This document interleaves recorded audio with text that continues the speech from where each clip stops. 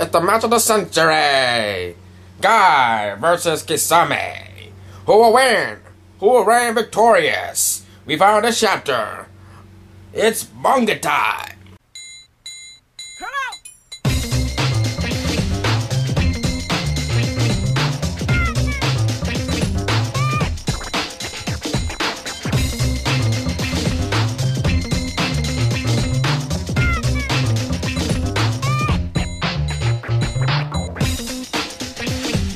Okay, so we pick off from where we left off last chapter, where Gai and Kisame were going at it underwater, and Gai opened the seventh gate, the Wonder Gate, and he's like literally on fire. He's like all over in fire in this blue flame.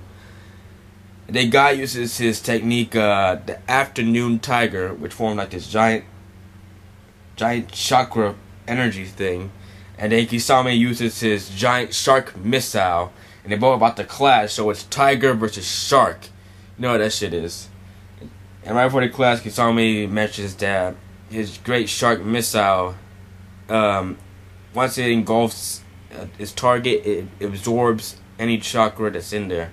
So it engulfs the Afternoon Tiger, and once that happens, it doesn't get any bigger.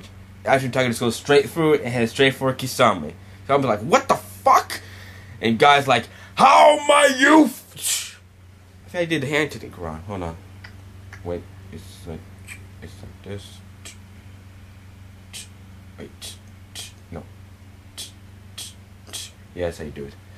How my youth? And you see this huge ass fucking explosion. Kisame got fucked up by whatever move Guy used. He caused a fucking huge explosion.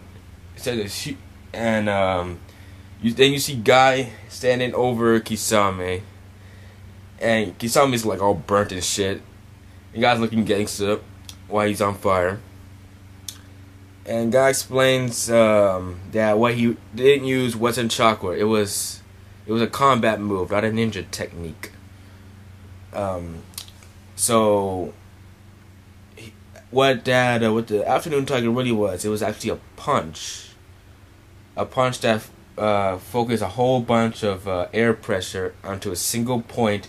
Then when it hits that point, explodes in a huge ass explosion. And the blue flame that he's in is not really a flame at all. It's not really a flame at all. It's actually once he opened the seventh gate, he sweats pure blue. He sweats pure blue sweat from his body, which instantly evaporates into like a blue flame, sort of. It sort of reminded me of Gear Second, but anyway, it's not for this time. And so Kisame is like, remarking Guy on his technique and stuff, and they have his little stare down, and Kisame's about to do something with his hand, and Guy just punches him in the chest. He said, "Don't move, motherfucker."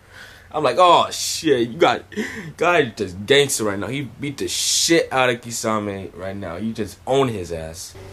And then they got Kisame locked up in this wooden box thing, which looks pretty funny from how I see it. Like his hands like this. It's like, oh fuck. And they get this, I forgot his name, but he's not important, he's a minor character. I'm gonna call him the guy with the goggles. So the guy with the goggles, tries to go into Kisame's mind and look into his past, see if he can get any info. And then we get on a flashback to when Kisame was in the land of water, and he was on an intel mission group. He was on an intel mission, but he wasn't the guy with the intel. He was basically just the guy with the bronze, and he didn't really work. He didn't really talk much with the other people in his team.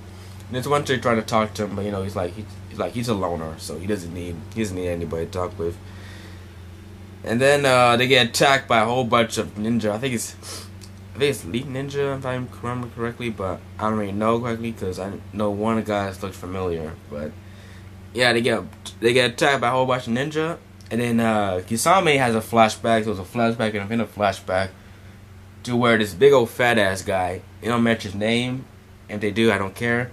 Big ass fat ass guy who looks like a fucking blowfish, who I think was the previous owner of the Samihada. tells him that in order to protect any information, you must protect it at all costs. So you must do whatever is necessary, even kill the people who know the information. So Kisame just, alright, let's do it. And he kills all his teammates. And the other ninja are like, what the fuck? Why'd you kill your own teammates? Why you kill your own teammates? Like, because in this life, information is more important than lies. Which pretty much makes sense. That's pretty much the same thing that happens over here in this world. I don't know the way, but I guess it pretty much happens, in those other, basically in the army or CIA, basically in the army or the CIA, that kind of stuff happens.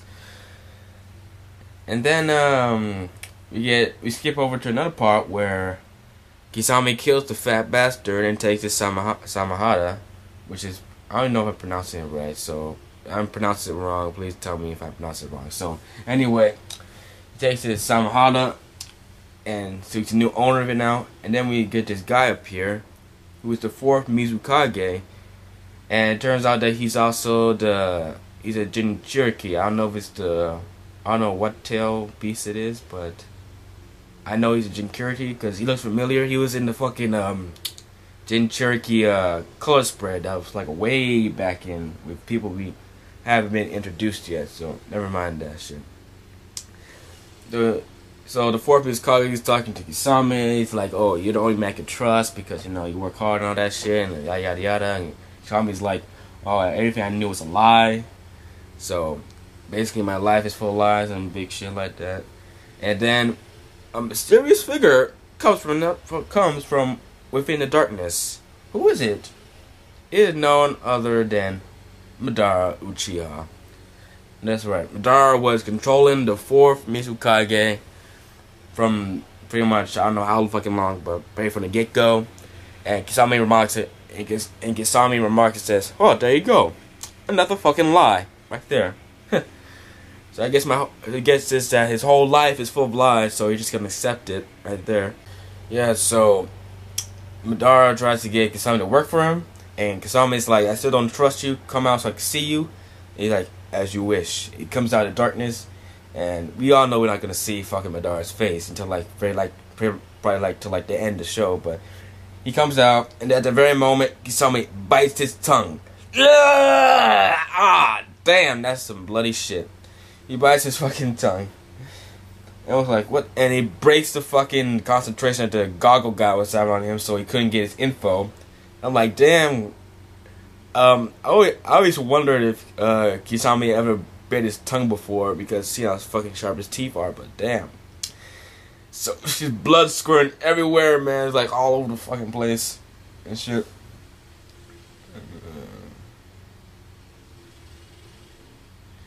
And we get another flashback to where Madara is telling Kisame about his Moon's Eye plan, and how he'll make a new world of truth and not lies. And Kisame's interested. He's like, okay, I want in. And then he fucking breaks out of the fucking wooden bondage thing. It's like, and blood squirting out everywhere out of his mouth. Is fucking badass right there. So yeah, that was the end of the chapter right there. Yeah, it's pretty good. I like we saw the conclusion of the fight between Gai and Kisame, and we got pretty much even more personality into Kisame and how his past was like, but I think we could have gone, like a little bit further. But we'll say that for another chapter. It is Master King JC, and it's manga time. That sounds stupid just saying the title like that. It's Master King JC, and I need to come up with a perfect way to sign off. Thinking.